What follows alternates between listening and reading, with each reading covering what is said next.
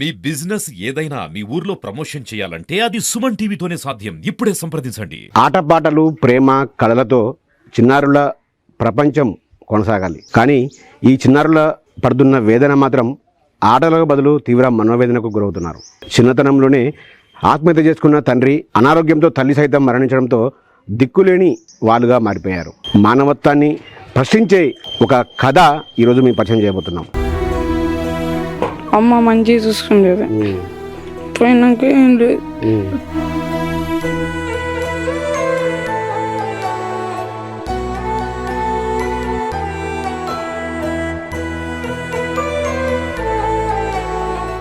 పదమూడేళ్ల పసిప్రాయంలోనే వయసుకు మించి మనోవేదనకు గురవుతున్న చిన్నారుల ఊర్లో ఉన్నాం. ఈ ఊరు సూర్యాపేట జిల్లా నూతనకల్ మండలం శిల్పకుంట గ్రామం. తండ్రి పరశురాములు కుటుంబ కలహాలతో ఆత్మహత్య చేసుకోవడం, సుభద్ర అనారోగ్యంతో మరణించడంతో ఒక్కసారిగా ఇప్పుడు మనం చూపించబోయే ఈ ముగ్గురు చిన్నారులు కూడా ఎవరు లేని అనాథలుగా మారారు. వాళ్ళు ఆటలు ఆడుకోవాల్సిన వయసులో పనులకు వెళ్తూ సొంత భోజనం కోసం కూడా, తిండి కోసం కూడా తీవ్రంగా వేదన పడుతున్న పరిస్థితి కనపడతా ఉంది. ఇంత వయసులోనే ఎవరికి రాని కష్టం వీళ్ళకు రావడం పట్ల అందరూ కూడా సహాయం చేస్తున్నారు. వాళ్ళ బంధువులంతా సహాయం చేస్తున్నారు కూడా, వాళ్ళకు కూడా వాళ్ళ కుటుంబ పరిస్థితులు కూడా వాళ్ళని ముందుకు తీసుకెళ్లేలా కనిపించట్లేదు. సో వీళ్ళకు ఆపన్నాస్తం, ఎవరైతే సమాజంలో ఎంతోమంది మనసున్న మహారాజులు ఉన్నారో వారందరూ కూడా తలో చెయ్యి వేసుకొని వీళ్ళకు అండగా నిలబడాల్సిన అవసరం అయితే ఎంతైనా ఉంది. సో ప్రస్తుతం ఈ చిన్నారితో మాట్లాడదాం. చెప్పున్నాను, ఏం చదువుతున్నావు నువ్వు? నేను ఎయిత్ క్లాసు. ఎట్లా చనిపోయారు అమ్మ నాన్న? అసలు అమ్మ నాన్న విరుగు పెట్టుకుని చనిపోయిండు. మమ్మీ జ్వరం వచ్చి కామెలో చచ్చిపోయాను. ఎన్ని రోజులైంది అమ్మ చనిపోయి? ఎన్ని రోజులైంది? ఇప్పుడు 9. ఇప్పటికి 9 రోజులేనా? 9 రోజులు. అంతే. ఏమనిపిస్తుంది? అమ్మ లేదు, నాన్న లేడు, ఏమనిపిస్తుంది మీకు? బాధ అనిపిస్తుంది. అంటే అమ్మ ఉన్నప్పుడు మీకు అన్ని భోజనం, అమ్మ పోయిన తర్వాత ఎలాంటి కష్టాలు అనుభవిస్తున్నారు మీరు? అమ్మ పోయిన తర్వాత అమ్మ మంచిగా చూసుకునేది, పోయినాక ఏం లేదు. ఎట్లా మరి? ఎట్లా అన్నం ఏడ తింటారు? ఎట్లా పోయినా వాళ్ళు ఇంటికాడ. మరి ఎట్లా ఈ చెల్లెని తమ్ముని ఎట్లా చూసుకుంటున్నారు? ఇబ్బంది అనిపించట్లేదు నీకు? అనిపిస్తుంది. ఏం పని చేస్తున్నావు వాళ్ళ కోసం? ఏదో ఒక పని. ఎట్లా మరి పిల్లల్ని, ఆ తమ్ముని పిల్లని ఇప్పుడే బాధ్యత చిన్న వయసులోనే ఎట్లా చూసుకుంటావు వాళ్ళని? నేనే చూసుకుంటా. ఇప్పుడు అమ్మ ఎట్లా అనిపించేది? అమ్మ ఎట్లుండేది నీతోని? తినిపించేదా? ఏం చేయించేది? మా ఆటలు పాటలు మాట్లాడిపించేదా అమ్మ? ఎట్లా చనిపోయింది అమ్మ? జ్వరం వచ్చి కావుండే జ్వరం వచ్చి చచ్చిపోయింది. మరి ఎట్లా అన్నం ఎవరు పెడుతున్నారు మీకు ఇప్పుడు? మా పేడన్న. మరి పెదనాన్న ఎప్పుడు పెట్టారు కదా, ఆయన కూడా పిల్లలు ఉన్నారు, ఆయన కూడా ఇబ్బందే కదా, ఆయన కూడా పేదవాళ్ళే కదా. ఏం కావాలి? ఇల్లు కావాలి. రేషన్ కార్డులో వస్తుందా మీకు? రేషన్ బియ్యం వస్తున్నాయా? రావట్లేదు. బియ్యం కార్డు కావాలి, ఇల్లు కావాలి. చదివిపిస్తే మంచి చదువుకుంటావా? ఏమనిపిస్తుంది? అమ్మ లేదు కదా ఇప్పుడు, ఇన్ని రోజులు మీతో పాటు ఉంది అమ్మ, 9 రోజుల నుంచి మీకు లేదు. ఎట్లా మీ ముగ్గురే ఉంటున్నారా? భయం వేస్తుంది. ఏం కావాలరా మీకు? ఇల్లు కావాలి, ఇల్లు, రేషన్ కార్డు. చదువుకుంటారా మంచిగా? హాస్టల్ అట్టగా సీట్ ఇస్తే చదువుకుంటాం.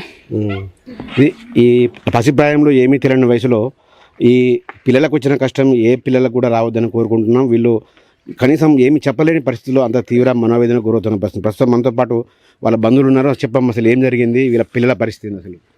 మా చెల్లె సార్, మా చెల్లె, మా మధ్య నా చెల్లెక పిల్లలు వాళ్ళు ఆర్థిక పరిస్థితుల్లో జ్వరం వచ్చింది. ఆ చూసుకునేంత శగతకారం లేక చనిపోయింది. పిల్లల మీద ఎవరి మీద వెనక జీవి లేక చనిపోయింది. మా మధ్య ఊరేసుకుని చనిపోయిండు. ఇక ఇన్ని రోజులు కూడా మా అమ్మ ఉన్నది. ఇక మేము వాళ్ళ బాబాయ్, వాళ్ళ పెదనాన్నని, వాళ్ళ పెద్దమ్మ, ఇక నేను సేకరించి చూసినాం ఇన్ని రోజులు. ఇప్పుడు మేము కూడా మా పిల్లలకు మేము చూసుకునేది. మా చెల్లె పిల్లలు ఆర్థిక పరిస్థితిలో ఉన్నారు. ఎవరైనా కొంచెం వరకు సేకరించాలి అని దయచేసి చెప్తున్నాం సార్. మా చెల్లె చనిపోయింది, వాళ్ళకి వెనక దీమి లేదు. మేము చూస్తే ఎన్నాళ్ళు చూస్తాం. ఆ పిల్లల ఒక్కలైతే చూడగలుగుతాం. మన ముగ్గురు పిల్లలు ఎటు చేసినా తల ఒక చేయి సేకరించాలి సార్. వాళ్ళని ఒక ప్రభుత్వం చేయాలి. అట్లా ఇప్పుడు ఈ ఇల్లు కూడా వీళ్ళది కాదా ఇది ఇల్లు? మరి ఎట్లా ఇల్లు ఎక్కడ ఉంటారు ఏంది? ఎట్లా అమ్మా ఇది వేరే ఒక వాళ్ళది వేరే వాళ్ళది అయితే ఇస్తే అట్లా ఉంటారు సార్. అబ్బాయి కొంచెం గొడవలు అయ్యి ఆ తండ్రి చనిపోయిండు. తల్లి ఏమో ఆరోగ్యం బాగాలేక చూపించుకునే అంత లేదు. ఎవరు అడిగినా డబ్బులు కూడా అప్పుడు సాయం చేసేటట్లేదు. బయటకు వెళ్ళలేక లేవలేక ఆఖరికి హాస్పిటల్ తీసుకుపోయినాక కూడా నిగ్గాల ఇక చనిపోయింది. ఇప్పుడు పిల్లలు ఏముంది తల్లి చెప్పేది చెప్పుకుంటారు. మనసుండాలి చెప్పాలంటే ఏం చెప్పలేకపోతారు. చిన్న పిల్లలు అయిపోయారు. కొంచెం వాళ్ళకి ఇల్లు, కొంచెం ఆధార్ కార్డు, అది బియ్యం కార్డు కొంచెం సాయం చేయాలి. కొన్ని డబ్బులు సాయం చేయండి. ఆడపిల్ల కాబట్టి మగ పిల్లలు అంటే ఎట్లనైనా తిరుగుతారు, ఎక్కడైనా బతకగలుగుతారు. ఆడపిల్ల ఒక ఇంటికి ఇచ్చేది. కొంచెం సాయం చేస్తే డబ్బులు కూడా ఆ అమ్మాయి పేరు మీద వేస్తాం. భూమి కానీ ఏం లేదు సార్, అంతా అనాథ. తమ్ముడు చిన్నప్పుడే చనిపోయాడు. మళ్ళీ మడదలు ఏం లేదు. నా బిడ్డ మగ చూసారా, ఇంకొంత సాయం చేయండి.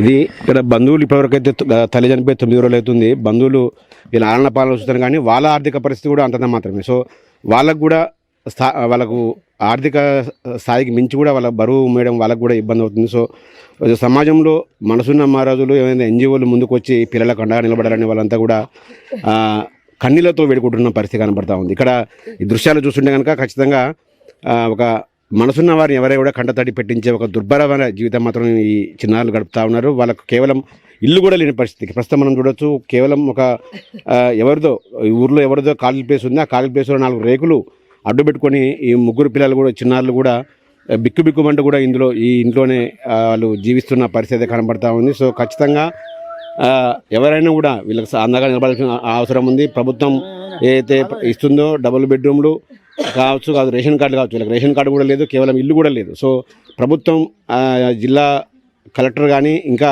ఉన్నతాధికారులు కలగజేసుకొని వీళ్ళకి వెంటనే ఒక డబుల్ బెడ్రూమ్ ఇవ్వాలి. అదేవిధంగా వీళ్ళకు ఒక ఉన్నత చదువుకోవడానికి రెసిడెన్షియల్ హాస్టల్లో సీట్ కూడా ఇవ్వాల్సిన అవసరం అయితే ఎంతైనా కనబడతా ఉంది. సో వీళ్ళందరికీ కూడా ప్రస్తుతం ఈ చిన్నారుల జీవితం సమాజంలో మానవత్వాన్ని ప్రశ్నించేది ఒక గాథగా చెప్పొచ్చు. ఖచ్చితంగా వీళ్ళందరికీ కూడా అండగా నిలబడాలి అందరూ. సో అందరూ అండగా నిలబడాలని కూడా సుమన్ టీవీ పక్షాన వేడుకుంటున్నాం. అమ్మ మంచిగా చూసుకునేది. పోయినాక ఏం లేదు.